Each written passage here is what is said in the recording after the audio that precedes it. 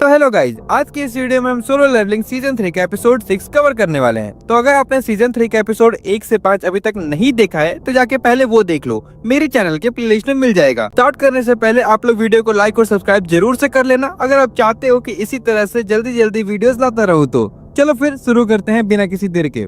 Season 3 episode 6 शुरू होता है और हमें दिखता है कि फाइनली आर्किटेक्चर को मारने के बाद सभी लोग डंजन से बाहर आ रहे होते हैं। हमें पता चलता है कि इस रेड में 20 हंटर भी मारे गए थे और जो बच गए थे वो लोग काफी ज्यादा ही इंजर्ड हो गए थे।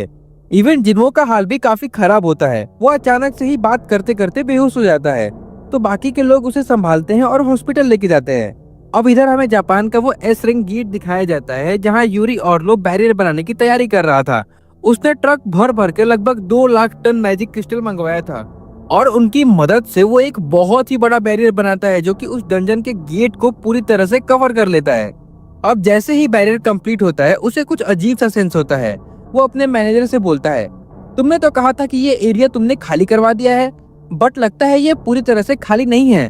उसका मैनेजर बोलता है, नहीं ऐसा नहीं हो सकता, ये एरिया खाली ही है। और वैसे भी कौन इंसान इतना पागल होगा जो इस डंजन गेट के इतना करीब आएगा जहाँ किसी भी पल डंजन ब्रेक हो सकता है।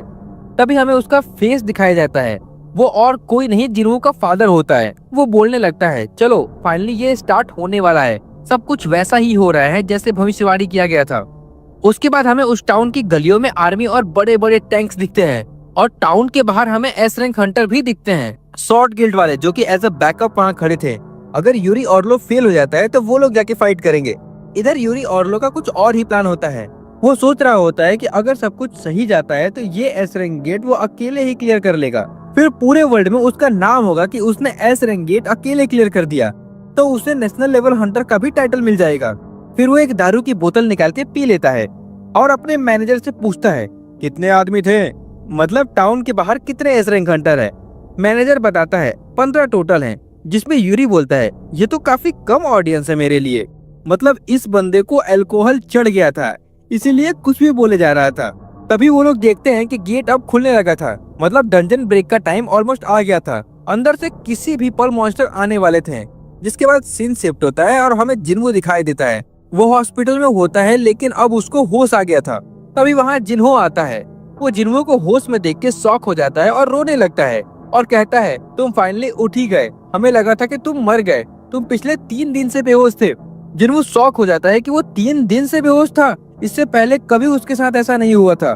तभी जिन्हो को कुछ याद आता है। वो तुरंत जिन्हो से पूछता है, अगर मैं 3 दिन से बेहोश था तो जापान के उस एस रैंक डंजन का क्या हुआ। तो जिन्हो बोलता है, अच्छा वो रेड तो फेल हो गया। फिर हमें 3 दिन पहले का सीन दिखाया जाता है कि एक्चुअली में वहाँ क्या हुआ था। जैसे ही डंजन ब्रेक होता है अंदर से जाइंट मॉन्स्टर बाहर आने लगते हैं और ये देख करके वहाँ सबकी फट जाती है, क्योंकि जाइंट मॉन्स्टर काफी ज्यादा ही पावरफुल होते हैं। वो एक ए रैंक गेट के बॉस के बराबर स्ट्रॉन्ग होते हैं, मतलब आप एस रैंक हंटर जितना समझ सकते हो। और ये तो नॉर्मल मॉन्स्टर्स की बात हो रहा है, उनका जनरल और बॉस का तो अभी आना बाकी ही था। तभी उनमें से एक मॉन्स्टर आगे आके बैरियर पे अटैक करता है। यूरी उनको देख के हंसने लगता है और बोलता है, तुम्हें सच में लगता है कि तुम मेरे बैरियर को इतनी आसानी से तोड़ दोगे। तभी वहाँ एक और जाइंट आगे आता है और दूसरे जाइंट का सर पकड़ के दूर फेंक देता है, क्योंकि वो बैरियर नहीं तोड़ पा रहा था। ये देख करके यूरी की फट जाती है। उसके चेहरे पे साफ साफ डर दिख रहा था। फिर वो दूसरा जाइंट सिर्फ एक ही अटैक में बैरियर के 2 टुकड़े कर देता है और यूरी ऑर्लो को पकड़ के जिंदा निकल जाता है। लिटरली उसे खुद को डिफेंड करने तक का मौका भी नहीं मिलता और वो कहाँ अकेले ही एस रैंक डंजन को क्लियर करने के सपने देख रहा था। खैर, इसके बाद सीन शिफ्ट होता है और हमें जिन्हो के फादर दिखते हैं जो कि अपने ऑफिस में ही सो गए थे। अगर आपको याद नहीं हो तो बता दो कि जिन्हो की फादर को इटर्नल स्लीप वाली बीमारी हो गई थी, जो जिन्हो की माँ को भी थी। बट ये बीमारी सिर्फ अपने फर्स्ट स्टेज में ही है अभी, तो अपने ऑफिस में कभी भी काम के बीच में ही नींद आ जाती है। मतलब बीमारी धीरे धीरे बढ़ती जा रही थी। अब जैसे ही उनकी नींद खुलती है उनका मैनेजर आ जाता है और बताता है कि आप इस बार 23 घंटे 36 मिनट तक सोए थे, आपको हॉस्पिटल में होना चाहिए। फिर वो एक रिपोर्ट लेकर के आता है और बोलता है, ये रिपोर्ट एक इटर्नल स्लीप से उठने वाली फर्स्ट पेशेंट का है और वो और कोई नहीं, हंटर जिन्हो की माँ है। जिन्हो का फादर सोचने लगता है, तो इसका मतलब जिन्हो के पास जरूर इस डिजीज का क्योर होगा। फिर वो अपने मैनेजर से पूछता है, इसके अलावा और कोई न्यूज है हमारे गिल्ड को लेके। तो मैनेजर बोलता है, नहीं, लेकिन एक लड़की आपसे मिलना चाहती है। और वो उसे अंदर बुलाता है। वो लड़की अंदर आके पूछती है, आखिर आपको ये बीमारी कब से है। जिसके बाद सीन शिफ्ट हो जाता है और हमें फिर से वो जापान का एस रैंक गेट दिखाई देता है, जहाँ बहुत ज्यादा तबाही हो चुका था। बड़े बड़े जाइंट मॉन्स्टर टोक्यो के गलियों में घूम रहे होते हैं। इधर आर्मी वाले अपने पूरी कोशिश कर रहे होते हैं उन्हें रोकने की। वो लोग लगातार टैंक से फायरिंग कर रहे थे, बट उन मॉन्स्टर्स पे हल्का भी असर नहीं होता है और वो सारे टैंक्स को उठा के फेंकने लगते हैं। मतलब चारों तरफ सिर्फ तबाही ही मची होती है। तभी वहाँ एस रैंक हंटर्स की एंट्री होती है, जो टाउन के बाहर वेट कर रहे थे। वो लोग तुरंत जाइंट मॉन्स्टर्स पे अटैक कर देते हैं, बट वो मॉन्स्टर साइज में इतने बड़े होने के बावजूद भी उनकी स्पीड काफी तेज होती है और वो उनके अटैक से इजीली बच जाते हैं। तभी हमें ऊपर हवा में एक हेलीकॉप्टर दिखाई देता है, जो मीडिया वालों का होता है। मतलब ऊपर से सब कुछ रिकॉर्ड हो रहा होता है और पूरे वर्ल्ड में ये सब लाइव चल रहा होता है। हमें दिखाई देता है कि जिन्वो भी ये लाइव देख रहा होता है और वो सोच रहा होता है कि अगर ऐसा ही चलता रहा तो यहाँ भी जेजू आइलैंड की तरह काफी लोग मर जाएंगे और ये सिर्फ जापान नहीं पूरे एशिया को इम्पैक्ट करेगा, इसीलिए मुझे जल्दी से वहाँ जाना चाहिए। तभी पीछे से आवाज आती है, मत जाओ। जिन्वो पीछे देखता है तो उसकी बहन होती है। वो धीमी आवाज में बोलती है, मत जाओ भैया। जिन्वो उसके पास जाता है और उसके सर पे हाथ रख के बोलता है, तुम चिंता मत करो, मैं नहीं जाऊंगा। वैसे भी मैं आजकल ज्यादा काम कर रहा हूँ, तो अब कुछ टाइम के लिए मैं सब कुछ छोड़कर रेस्ट करने वाला हूँ। इसके बाद जिन्वो एक पार्क में जाके बैठ जाता है और वहाँ बेरू को बुलाता है। बेरू बोलता है, यस माय किंग, मैं आपकी क्या सेवा कर सकता हूँ। जिन्वो बोलता है, तुम फिर से के ड्रामा देख रहे हो? मैंने तुम्हें जिन्हा को देखने बोला था ना। खैर, जिन्हा कैसी है आजकल?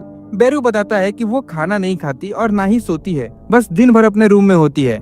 जिन्वो समझ जाता है कि जो कुछ भी स्कूल में उस दिन हुआ उसके बाद से वो काफी ज्यादा डिस्टर्ब हो चुकी है, लेकिन उसे समझ नहीं आ रहा था कि वो इसे कैसे ठीक करे।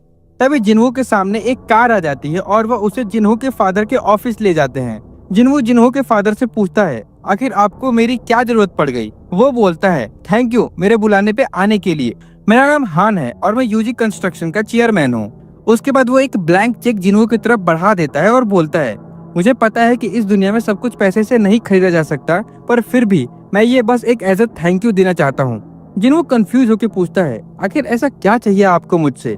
तो चेयरमैन हान बोलता है, मुझे भी वही बीमारी है जो तुम्हारी माँ को थी। जिन्हो बोलता है, ये बात जिन्हो को पता है? जिसपे चेयरमैन हान बोलता है, नहीं, ये बात सिर्फ मेरी वाइफ और मेरे 2-3 सेक्रेटरीज को पता है और अब मैंने तुम्हें भी बता दिया। हमें बहुत रिसर्च करने के बाद पता चला कि इस बीमारी से आज तक सिर्फ एक ही पेशेंट ठीक हो पाई है पूरे वर्ल्ड में, जो कि तुम्हारी माँ है। तो मुझे नहीं लगता कि ये कोई कोइंसिडेंस होगा, इसलिए मुझे बस सच्चाई जाननी है। अगर तुम मेरी हेल्प करते हो तो मैं तुम्हारा ये काइंडनेस जिंदगी भर नहीं भूलूंगा। बट जिन्वो डिसाइड नहीं कर पा रहा होता है कि उसे होली वाटर ऑफ लाइफ देना चाहिए या नहीं, क्योंकि उसकी क्वांटिटी लिमिटेड ही होती है। इसके बाद सीन शिफ्ट होता है और हमें वो एस रैंक गेट फिर से दिखाई देता है, जहां अब सारे जाइंट मॉन्स्टर्स मिलके पूरे टाउन के बिल्डिंग, पेड़ पौधे डिस्ट्रॉय कर रहे होते हैं और रास्ते में जो भी ह्यूमन आ रहा होता है उनको निगल रहे होते हैं। ये सब ऊपर से हेलीकॉप्टर में बैठे जापान के कैमरामैन कैप्चर कर रहे होते हैं और लाइव चल रहा होता है। उस टाउन में ऑलमोस्ट सारे लोग छोड़ के जा चुके थे या फिर जो नहीं गए थे उनको मॉन्स्टर ने मार दिया था, बट पता नहीं क्यों कैमरामैन को अब तक कुछ नहीं हुआ था। खैर, वो आप ही बताओ कमेंट में। तभी उनकी नजर डंजन के गेट पे जाती है, जहाँ एक सबसे बड़ा वाला जाइंट मॉन्स्टर अब तक वहाँ बैठा होता है, जैसे वो गेट के अंदर किसी को गार्ड कर रहा हो। उसको छोड़ के जितने भी जाइंट मॉन्स्टर गेट से निकले थे सब पूरे जापान में फैल गए थे। ये डंजन ब्रेक हुए 3 दिन हो चुके थे और अब तक सिर्फ उन्होंने 2 ही जाइंट मॉन्स्टर्स को मार पाया था। तो अगर उनको जल्दी नहीं रोका गया तो पूरे जापान का नामो निशान वर्ल्ड मैप से मिटने वाला था। इधर हमें जिन्वो और जिन्हो दिखाई देते हैं। जिन्हो बताता है कि वो अब जापान जाने का डिसाइड कर रहा है। ये सुनकर जिन्हो शॉक हो जाता है और बोलता है, तुम पागल हो क्या? तुमने न्यूज नहीं देखा? वहाँ का हाल जेजू आइलैंड से भी ज्यादा बुरा हो चुका है। आज तक कभी किसी ने इतने बड़े बड़े जाइंट मॉन्स्टर नहीं देखे। जिन्हो सोचता है, तो इस बार जिन्हो जो मेरे पे हमेशा ट्रस्ट करते आया है उसको भी मुझ पे ट्रस्ट नहीं है। मतलब बात सच में कुछ ज्यादा ही सीरियस है। फिर जिन्हो से बोलता है, हाँ मैं समझ सकता हूँ, लेकिन जरा सोचो, अगर हम सक्सेसफुल हुए तो हमारे गिल्ड का नाम पूरे वर्ल्ड में फैल जाएगा। जिस पे जिन्हो बोलता है, अगर ऐसी बात है तो ठीक है, लेकिन इस बार मैं भी तुम्हारे साथ चलूंगा। जिन्हो बोलता है, अभी तो तुम बोल रहे थे कि डेंजरस है मत जाओ, और अब तुम्हें भी जाना है, ऐसा क्यों? तो जिन्हो रोने लगता है और बोलता है, क्योंकि मैं भी आजिन गिल्ड का मेंबर हूँ और तुम मुझे एक भी बड़े रेड में नहीं लेके जाते हो, जिसकी वजह से मीडिया में मेरा मजाक बन जाता है। तुम्हें पता भी है लोग मेरे बारे में क्या क्या कहते हैं। मैं आजिन गिल्ड का वाइस गिल्ड मास्टर हूँ, लेकिन कोई मुझे ढंग से जानता तक नहीं। इस पे जिन्हो बोलता है, अच्छा रोना बंद करो, तुम भी चल लेना। लेकिन मैं पहले बता दूं कि ये रेड काफी ज्यादा डेंजरस होने वाली है। जिसपे जिन्हों बोलता है, मैं अपने बड़े भाई पे ट्रस्ट करता हूँ, मुझे पता है कि तुम मुझे कुछ भी नहीं होने दोगे। ये सुनकर जिन्हों भी मुस्कुराने लगता है और फिर बोलता है, मैं मजाक कर रहा था, भला मैं ऐसी सिचुएशन में जापान क्यों जाऊंगा। और इतना बोल के वो अपने घर चला जाता है। घर पे उसकी माँ डिनर बनाई होती है उसके लिए, वो भी डिनर एंजॉय करने लगता है। बट वहाँ पे जिन्हा नहीं होती है, तो जिन्हों अपने माँ से पूछता है कि जिन्हा ने खाना खाया क्या। उसकी माँ बोलती है, नहीं, उसने बोला उसे भूख नहीं है। ये सुनकर जिन्हों को अपनी बहन की फिर से चिंता होने लगती है। तभी जिन्हों को चेयरमैन हान की बात याद आ जाती है। हमें दिखाई देता है कि जिन्हों ने उनको साफ मना कर दिया था और उनका चेक भी वापस कर दिया था। जिसपे चेयरमैन हान भी पूछते हैं, तुम्हारी माँ कैसे ठीक हुई। जिसपे जिन्हों बोलता है, पूरे वर्ल्ड में बहुत सारे लोगों को ये बीमारी है, अगर मुझे पता होता तो मैं ये इन्फॉर्मेशन शेयर करके बहुत सारे पैसे कमा सकता था। और उनको मना करके चला जाता है वहाँ से। लेकिन उसको रिग्रेट भी हो रहा था अपने डिसीजन पे, क्योंकि वो आखिर जिन्हों के फादर थे। जिन्हों को पता चलता तो पता नहीं कैसा रिएक्ट करता। लेकिन जिन्हों सोचता है, मैं उनको नहीं जानता हूँ और ना ही वो कैसे इंसान है उसका मुझे आइडिया है। ऊपर से ये होली वाटर ऑफ लाइफ बहुत लिमिटेड है, तो सबको नहीं दिए फिर सकता हूँ। फिर जिन्हों डिसाइड करता है कि वो जापान जाएगा फाइनली, क्योंकि उसे अब और भी स्ट्रॉन्ग बनना था और वो घर बैठे बैठे तो नहीं हो सकता था। तो वो अपनी माँ को बोलता है कि मैं जा रहा हूँ। जिस पे उसकी माँ बोलती है, तुम बिल्कुल अपने बाप पर गए हो, तुम्हारे फादर भी इसी तरह खाने को बीच में छोड़कर चले जाते थे काम आने पर। फिर जिन्हों जिन्हा के पास भी जाता है और उसे बताता है कि वो जापान जाने वाला है और जिन्हा को थैंक यू भी बोलता है कि तुमने आज तक कभी मुझे रेड पर जाने से नहीं रोका और हमेशा मुझ पे ट्रस्ट किया, जिसके लिए थैंक यू। बट मैं चाहता हूँ कि तुम इस बार भी मुझ पे ट्रस्ट करो। ये सब सुन के जिन्हा रोने लगती है और बोलती है, इसका मतलब तुम जाने वाले हो, पर तुमने तो कहा था कि तुम नहीं जाओगे। जिन्हों बोलता है, हाँ, लेकिन तुम चिंता मत करो, मैं जल्द ही वापस आ जाऊंगा और मैं दूर रहकर भी तुम्हें प्रोटेक्ट करूंगा। जिसके बाद वो अपने कुछ एंड सोल्जर को वहाँ छोड़ करके चला जाता है। फिर हमें एयरपोर्ट पे जिन्बू और जिन्हों दिखाई देते हैं। उसके पीछे काफी सारे मीडिया वाले भी होते हैं। फिर वो लोग साथ में जापान के लिए निकल जाते हैं। इधर हमें जापान की आर्मी दिखाई जाती है जो टाउन को खाली करवा रही थी। मतलब सारे मॉन्स्टर धीरे धीरे करके जापान के अलग अलग सिटी में फैलते जा रहे थे और उस एरिया के आसपास जो लोग भी अब तक खाली नहीं कर पाए उनकी हेल्प आर्मी वाले कर रहे होते हैं। आर्मी वाले अभी तक खाली करवा ही रहे होते हैं कि वहाँ 2 और जाइंट मॉन्स्टर आ जाते हैं। उनके आसपास कोई हंटर भी नहीं होता हेल्प करने के लिए, तो वो लोग खुद से ही गोले चलाने लगते हैं। बट उन जाइंट मॉन्स्टर्स को टैंक से कुछ नहीं होता, तो कुछ गोलियों से क्या ही होगा। उन मॉन्स्टर्स को फिर गुस्सा आ जाता है और वो लोग सिविलियंस पे अटैक करने वाले होते हैं, तो आर्मी वाले उनको घेर करके खड़े हो जाते हैं। तभी वहाँ जिन्हों के सैडो सोल्जर जिमा की एंट्री होती है, जिसे जिन्हों ने कुछ टाइम पहले ही अपनी आर्मी में ऐड किया था। जिमा अपने सिर्फ एक ही अटैक से जाइंट मॉन्स्टर का काम तमाम कर देता है। ये देखकर वहाँ जापान की आर्मी भी शॉक हो जाती है, क्योंकि उन लोगों ने जिन्हों के सैडो सोल्जर को कभी देखा नहीं था। वो लोग उसको भी मॉन्स्टर ही समझ रहे होते हैं। तभी वहाँ जिन्हों और जिन्हों आ जाते हैं और जिन्हों दूसरे जाइंट मॉन्स्टर को बीच से काट देता है और जिन्हों सिविलियंस को प्रोटेक्ट कर रहा होता है। जिन्हों के जापान जाने की खबर पूरे वर्ल्ड में फैल जाती है, क्योंकि सब लोग लाइव देख रहे होते हैं।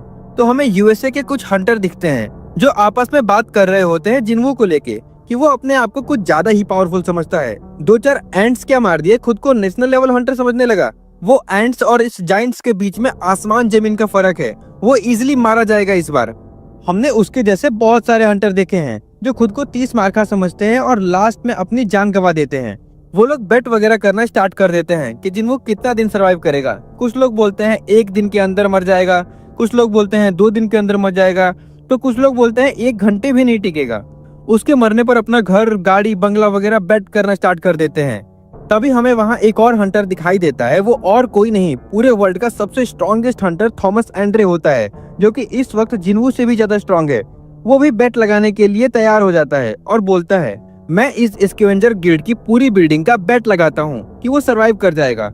मतलब ये उसके मरने पे नहीं, सरवाइव करने पे बेट लगाता है, जो सुन के सब लोग काफी शॉक हो जाते हैं। जिसके बाद थॉमस बोलता है, एनीवेज, तुम लोगों को हमारे देश में जो एस रैंक गेट खुला है उस पे ध्यान देना चाहिए, कल उसका भी डंजन ब्रेक होने वाला है। उसके बाद मैं भी देखता हूँ कि तुम लोगों में से कितने हंटर सरवाइव करते हैं। मतलब जो हंटर कुछ देर पहले तक मस्ती मजाक कर रहे होते हैं, उनका 2 सेकंड में ही मूड बिगाड़ देता है थॉमस एंड्रे। खैर, इसके बाद अब जापान का सीन फाइनली दिखाया जाता है, जहाँ मीडिया वाले ऊपर से सब कुछ कवर कर रहे होते हैं। जिन्हों और उसके शैडो सोल्जर को फाइट करते हुए लाइव दिखाया जा रहा होता है। जहाँ जिन्हों के आने से पहले सिर्फ 2 जाइंट मारे थे जापान वालों ने 3 दिन में, वहाँ जिन्हों के आने के बाद ही एक के बाद एक जाइंट्स को उसके समन से इजिली मार रहे होते हैं। तभी हमें वहाँ गली में एक छोटी बच्ची दिखती है जो कि जायंट से भाग रही होती है रोते हुए। जायंट्स उसको पकड़ने ही वाले होते हैं, तभी गेस करो कौन आता है। और आते ही उस जायंट का पहले तो हाथ काट देता है और फिर उस बच्ची को गोद में उठा करके बचा लेता है। वो और कोई नहीं अपना इग्रिस होता है। जिसके बाद वहाँ आयरन भी आ जाता है और वो अपने कुल्हाड़ी से उस जायंट के सर पे बजा देता है, मतलब काम तमाम कर देता है उसका। और हमेशा की तरह उसको मारने के बाद उसके ऊपर चढ़ के चिल्लाने लगता है और आसपास की बिल्डिंग तोड़ फोड़ करने लगता है। उसको देख करके इग्रिस भी लाइक ये मेरे साथ नहीं है। इधर जिन्हो जिन्हो को बोलता है कि जल्दी से ये एरिया इवैक्यूएट करवाओ, अब सीरियस होने का टाइम आ गया है। और अराइज बोलता है और अपना कार्यक्रम शुरू कर देता है बिना किसी देरी के। जिसके बाद हमें दिखता है जापान के हंटर एसोसिएशन के ऑफिस में एक के बाद एक न्यूज आने लगती है कि ये सिटी रिकवर हो गई, वो सिटी रिकवर हो गई। मतलब कुछ ही टाइम हुआ था और जिन्हो ऑलमोस्ट जापान के 5 से 6 सिटीज रिकवर कर चुका होता है। ये सब देख करके जापान के चेयरमैन मात्सुमोटो भी शॉक हो जाते हैं। आखिर ये कैसे पॉसिबल है? हम लोग 3 दिन में सिर्फ 2 ही जायंट मॉन्स्टर मार पाए और एक के बाद एक सिटी लूज करते जा रहे थे, बट जिन्हों ने कुछ ही घंटों में इतने सारे जायंट मॉन्स्टर मार दिए और इतने सारे सिटीज को रिकवर भी कर दिया। फिर हमें ये सब स्टार्ट होने से पहले का सीन दिखाया जाता है जब जिन्हो जापान के एयरपोर्ट पे लैंड किया था। तो वहाँ मात्सुमोटो गया था उसको पिक करने और इन्फॉर्मेशन देने, क्योंकि उन लोगों के पास टाइम नहीं था मीटिंग वगैरह के लिए। तो एयरपोर्ट पे ही सारी इन्फॉर्मेशन जिन्हो को दे दी गई थी। वो लोग जिन्हो को सिर्फ एक सिटी प्रोटेक्ट करने के लिए बोल रहे थे, जिसको अभी सबसे ज्यादा जरूरत थी, क्योंकि मात्सुमोटो को जिन्हो पे विश्वास नहीं था कुछ खास। उसे लग रहा था कि ये अकेला क्या ही कर लेगा, इसीलिए वो चाहता था कि जिन्हो एक सिटी में जाके जायंट्स को बिजी रखे, तब तक वो लोग दूसरे कंट्री से नेगोशिएट करके नेशनल लेवल हंटर को हायर कर लें। लेकिन जिन्हो मना कर देता है कि वो सिर्फ एक सिटी में नहीं जाएगा। उसका प्लान था अपने शैडो सोल्जर को सारी सिटीज में डिवाइड करके एक साथ सब कुछ सेव करने का। ये सुनकर के सब लोग शॉक हो जाते हैं। मात्सुमोटो को उस टाइम तो कुछ समझ नहीं आता, बट अब उसे समझ आ रहा था कि जिन्हो क्या चाहता था। वो सारे जायंट्स और उसके बॉस को अकेले मारने आया था। अब इधर हमें जिन्हो दिखाई देता है जो कि सारे जायंट मॉन्स्टर जो मर गए थे उनके शैडो को एक्सट्रैक्ट कर लेता है। अब तक उसके पास 6 जायंट शैडो सोल्जर हो गए थे, लेकिन वो उन सब का नाम देने में कंफ्यूज हो रहा था। तो वो डिसाइड करता है कि उनका नाम सिर्फ नंबर रखने का, जैसे नंबर 1, 2, 3, 4, 5 और 6। तभी उधर से बेरू एक और जायंट मॉन्स्टर की बॉडी लेके आता है। तो जिन्हो बोलता है इसका नाम नंबर 7 रहेगा। मतलब जिन्हो के पास इतने ज्यादा शैडो सोल्जर हो गए थे कि उसके पास नाम कम पड़ने लगे थे, तो उसने नंबर रखना स्टार्ट कर दिया था। वैसे ये सारे जायंट्स को जिन्हो ने ही डिफीट किया था अब तक, और उसके बाकी के शैडो सोल्जर पूरे जापान के अलग अलग सिटीज में फैल चुके थे। सारे एस रैंक हंटर जो जायंट के पीछे थे उनकी हेल्प करने गए थे। वैसे हेल्प बोलना भी गलत होगा, क्योंकि उन लोगों से एक भी जायंट मॉन्स्टर मारा नहीं जा रहा था। जिन्हो के शैडो सोल्जर जैसे ही वहाँ पहुंचे, एक के बाद एक जायंट मॉन्स्टर मरते गए और सिटी सिक्योर होती गई। हालांकि जिन्हो के शैडो सोल्जर के पास एक बड़ा एडवांटेज भी था कि वो मर नहीं सकते थे, मतलब वो लोग अनलिमिटेड बार रीजनरेट हो सकते थे। आपको पता ही है कि ब्लैक हार्ट मिलने के बाद जिन्हो का माना 1 लाख से ऊपर चला गया था, तो जिन्हो जितनी बार चाहे उनको रीजनरेट कर सकता था और फिर भी उसका माना खत्म नहीं होता था। इसीलिए वो लोग इतनी इजीली हर सिटी को क्लियर करते जा रहे थे।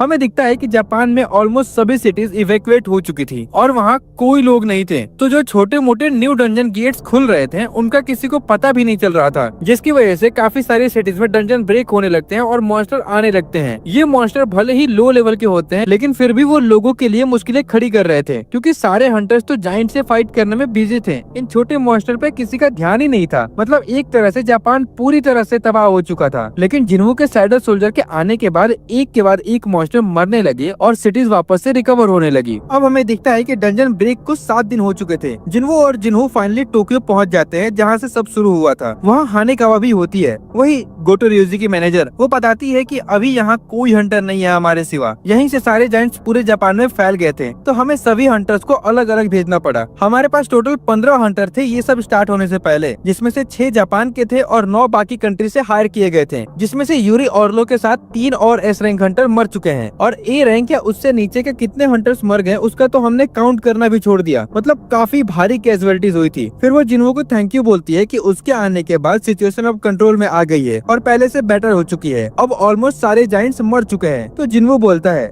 इसका मतलब अब सिर्फ वो बचा है जो गेट को गार्ड कर रहा है। जिन्हो को इस सिटीज का नजारा देख के डीमन कैसल का याद आ जाता है। वहाँ भी कुछ ऐसा ही डिस्ट्रक्शन उसने देखा था। जिन्हो सोचता है शायद सिस्टम ने पहले ही मुझे हिंट दे दिया था। खैर अब तो सिस्टम ही मर चुका है, तो शायद ये सब मिस्ट्री ही रह जाएगी। उसके बाद जिन्हो हानेकावा से बोलता है तो चलो फिर इसे खत्म किया जाए। फाइनली सब लोग आ ही गए। हानेकावा कंफ्यूज होकर के बोलती है क्या मतलब? अभी तो यहाँ एक भी हंटर नहीं आया है, क्या तुम अकेले जाने वाले हो? जिन्वो बोलता है, नहीं सभी लोग आ गए हैं, ठीक से देखो। जिसके बाद हमें जिन्वो की पूरी शैडो आर्मी दिखाई देती है। जिन्वो ने जिन्हें अलग अलग सिटीज में भेजा था वो सब अपने अपने मिशन कंप्लीट करके वापस आ चुके थे। मतलब लिटरली उसकी पूरी शैडो आर्मी वहाँ आ जाती है। टस्क, आयरन, टैंक, इग्रिस, बेरू और जितने भी जाइंट मॉन्स्टर जो जिन्वो ने मारा था वो भी अब उसकी शैडो आर्मी का पार्ट बन चुके थे। जिन्वो उन सबको शाबाशी देता है, तुमने काफी अच्छा काम किया, और जिन्वो को बोलता है तुम दूरी बना के रखना। फिर जिन्वो अपने शैडो आर्मी को एक लाइन में खड़ा करता है और हाथ ऊपर करके जोर से चिल्लाता है, माय सोल्जर्स अटैक।